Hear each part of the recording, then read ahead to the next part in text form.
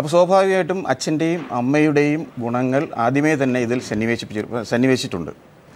അപ്പോൾ അച്ഛനൊരു പ്രമേഹ രോഗി അല്ലെങ്കിൽ മറ്റേത് അച്ഛനിൽ എന്തൊക്കെ ഗുണങ്ങളുണ്ടോ ഇതെല്ലാം തന്നെ ആ ഭ്രൂണത്തിലേക്ക് നമ്മൾ ജനറ്റിക്കലായിട്ട് തന്നെ നമ്മൾ കൈമാറുന്നുണ്ട്. പിന്നീടുള്ള കാര്യം എന്ന് പറയുന്നത് നമ്മുടെ വളർച്ചയുടെ ഘട്ടമാണ്. തീർച്ചയായിട്ടും.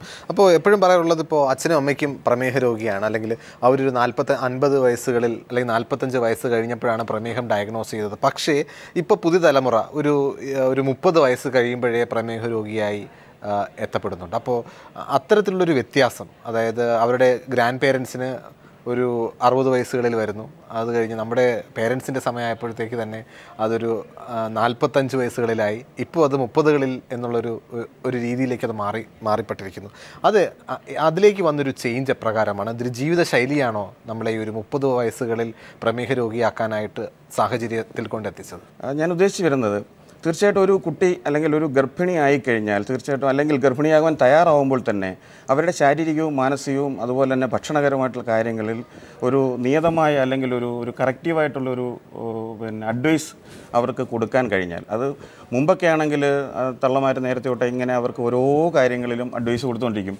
അത് ചെയ്യരുത്, ഇത് ചെയ്യണം, മുറ്റം തൂക്കണം, അല്ലെങ്കിൽ ഭക്ഷണത്തിൽ ഫ്രൂട്ട്സ് ഇങ്ങനെ കഴിക്കണം, വെജിറ്റബിൾസിന് ഇങ്ങനെ കഴിക്കണം, കുറേ നിർദ്ദേശങ്ങൾ കൊടുക്കാറുണ്ട്. എണ്ണ തേച്ച് കുളിക്കുക, അതുപോലെ വ്യായാമത്തിൻ്റെ തന്നെ പല കാര്യങ്ങളും അവർ പറഞ്ഞു കൊടുക്കും. ഇന്ന് അണുകുടുംബങ്ങൾ ആയതിനു ശേഷം പലപ്പോഴും ഇത്തരം അഡ്വൈസുകൾ അവർക്ക് കിട്ടുന്നില്ല.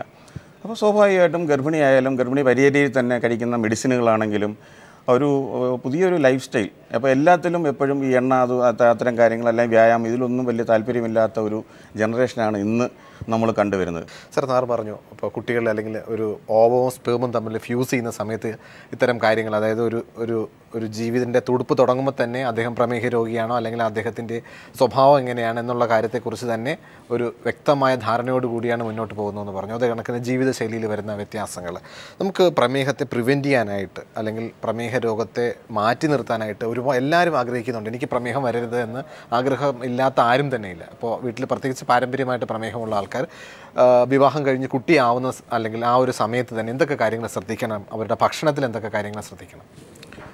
തീർച്ചയായിട്ടും ഡോക്ടർ പറഞ്ഞൊരു കാര്യം വളരെ ഗൗരവമുള്ള ഒരു വിഷയമാണ്. വ്യായാമം തന്നെയാണ് ഇതിനകത്ത് ഏറ്റവും പ്രധാന വിഷയം. കാരണം ഇന്ന് നമുക്ക് വളരെ ഫാസ്റ്റായിട്ട് ഉള്ള ഒരു ലൈഫ് സ്റ്റൈൽ വന്നതോടുകൂടി തൊഴിൽ, വീട്, നമ്മുടെ കുട്ടികൾ എന്നുള്ളൊരു ന്യൂക്ലിയസ് ജീവിതം വന്നു കഴിഞ്ഞപ്പോൾ പലപ്പോഴും നമുക്ക് വ്യായാമം ചെയ്യാനോ റോഡിലിറങ്ങി നടക്കാനോ അല്ലെങ്കിൽ നമുക്ക് പറമ്പിൽ മറ്റ് വർക്ക് ചെയ്യാനോ ഒന്നും കഴിയാത്തൊരു സാഹചര്യമാണ്. നമ്മളൊരു 25-30 വർഷത്തിന് മുമ്പ്, അതായത് എൻ്റെയൊക്കെ ബാല്യം എടുത്തു നോക്കിക്കഴിഞ്ഞാൽ തീർച്ചയായിട്ടും കോളേജ് വിദ്യാഭ്യാസ കാലം വരെയും നമ്മൾ പറമ്പിലും പാടത്തും നല്ല രീതിയിൽ 1 മണിക്കൂർ 2 മണിക്കൂർ അധ്വാനിച്ചതിന് ശേഷമാണ് കോളേജിൽ പോലും പോകുന്നത്. അപ്പോൾ അന്നത്തെ ഒരു ഫിറ്റ്നസ്, നമ്മുടെ ശരീരത്തിൻ്റെ ഫിറ്റ്നസ് കഴിഞ്ഞ ഈ കാലയളവ് വരെ നമുക്ക് പലപ്പോഴും രോഗങ്ങളിൽ നിന്ന് നമ്മളെ തടഞ്ഞു നിർത്തിയിട്ടുള്ളത് തീർച്ചയായിട്ടും ആ ഫിറ്റ്നസ് തന്നെയാണ്. നമ്മൾ അന്ന് കഴിക്കുന്ന ഭക്ഷണം എന്ന് പറയുന്നത് നമ്മളുടെ കൈ കൊണ്ട് നമ്മൾ അധ്വാനിച്ച് നമ്മൾ വിയർപ്പൊഴുക്കി പാടത്താണെങ്കിലും പറമ്പിലായാലും നമ്മൾ നട്ടു വളർത്തുന്ന അതിൻ്റെ ഓരോ ഘട്ടങ്ങളിൽ വളർച്ച കണ്ട് നമ്മുടെ മനസ്സാനന്ദിച്ചിട്ടുള്ള ആ പഴങ്ങളും പച്ചക്കറികളും കഴിച്ചാണ് നമ്മൾ പലപ്പോഴും നമ്മുടെ വളർച്ചയിൽ നമ്മൾ ഉപയോഗിച്ചിട്ടുള്ളത്. അല്ലെങ്കിൽ ഓടുക, അല്ലെങ്കിൽ ഷട്ടിൽ പോലുള്ള കളികൾ എന്തെങ്കിലും ചെയ്യുക.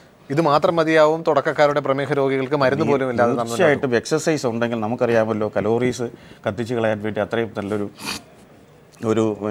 ഇത് മറ്റൊന്നുമില്ല. അപ്പോൾ എക്സസൈസ് മസിൽസിൻ്റെ ഗ്ലൂക്കോസിൻ്റെ അബ്സോർപ്ഷൻ 30% വരെ ചെയ്യിക്കുമെന്നുള്ളതാണ് പൊതുവേ നമ്മുടെ സ്റ്റഡീസ് എല്ലാം തെളിയിക്കുന്നത്. അപ്പോൾ സ്വാഭാവികമായിട്ട് ഒരു 30% വരെ ഗ്ലൂക്കോസ് ലെവൽ റൈസ് ആയിട്ടുള്ള ഒരു വ്യക്തിയെ സംബന്ധിച്ചിടത്തോളം അവരുടെ വെയിറ്റ് കുറയ്ക്കാനും ഗ്ലൂക്കോസിൻ്റെ അബ്സോർപ്ഷൻ കൂട്ടാനും എക്സസൈസ് തന്നെ ധാരാളം. ഭക്ഷണത്തിൽ കാണിക്കുന്ന ഈ ഫ്രൂട്ട്സും വെജിറ്റബിൾസും കഴിക്കുമ്പോൾ നമ്മുടെ വൈറ്റമിൻസിൻ്റെയും മറ്റ് നമുക്ക് വേണ്ട ധാതു ലവണങ്ങളുടെ എല്ലാത്തിൻ്റെയും അബ്സോർപ്ഷൻ വളരെ കൂടും. സ്വാഭാവികമായിട്ട് ഒരു ഹീലിംഗ് പവർ ശരീരത്തിനുണ്ട്, സെൽഫ് ഹീലിംഗ്. ഭക്ഷണവും മരുന്നും നമ്മൾ രണ്ടായിട്ട് കാണണ്ട. ആയുർവേദത്തിൽ ഭക്ഷണവും മരുന്നും ഒന്ന് തന്നെയാണ്. കാരണം നമ്മൾ ഭക്ഷണത്തിന് കഴിക്കുന്ന പല സാധനങ്ങളും ഒഴിവാക്കുമ്പോൾ അത് ഞങ്ങൾ മരുന്ന് രൂപത്തിൽ സെലക്ട് ചെയ്ത് നമ്മൾ രോഗിക്ക് കൊടുക്കുന്നു. അതാണ് ചെയ്യുന്നത്. അതിൻ്റെ കോൺസെൻട്രേറ്റഡ് ഫോം കൊടുക്കുന്നു മാത്രമേ ഉള്ളൂ. ഇപ്പം പാവയ്ക്ക കഴിക്കുന്നതിന് വരെ ഞങ്ങൾ പാവലിൻ്റെ തണ്ടും അല്ലെങ്കിൽ പടവലത്തിൻ്റെ തണ്ടും ഇതെല്ലാം കൂടിയിട്ട് കഷായം വെച്ച് കൊടുക്കുന്നു. ഇതേ ഉള്ള അതിനകത്ത് വ്യത്യാസം. ഇപ്പോൾ മുരിങ്ങയ്ക്ക നമ്മൾ കഴിക്കുന്നു, നമ്മൾ മുരിങ്ങ അരിയും അല്ലെങ്കിൽ മുരിങ്ങയുടെ ഇലയും അല്ലെങ്കിൽ മുരിങ്ങയുടെ വേരും തൊലിയും ഒക്കെ നമ്മൾ മെഡിസിനായിട്ട് ഉപയോഗിക്കാറുണ്ട്. ഇങ്ങനെ ഓരോ കാര്യത്തിലും സപ്ലിമെൻ്റ് ചെയ്യുന്നത് തീർച്ചയായിട്ടും നാച്ചുറലായിട്ട് ഈ പഞ്ചഭൂതാത്മകമായിട്ടുള്ള വെജിറ്റേറ്റീവ് ആയിട്ടുള്ള സാധനങ്ങൾ തന്നെയാണ് നമ്മൾ സബ്സ്റ്റിറ്റ്യൂട്ട് ചെയ്യുന്നത്. തീർച്ചയായിട്ടും ആയുർവേദത്തിൽ എന്ന പോലെ തന്നെ പല മറ്റ് ഇതര വൈദ്യ സഹായങ്ങളിൽ പോലും ഇത്തരം നമ്മുടെ ചെടികളിൽ നിന്ന് എടുക്കുന്ന മരുന്നുകൾ തന്നെയാണ് ഉപയോഗിക്കുന്നത്.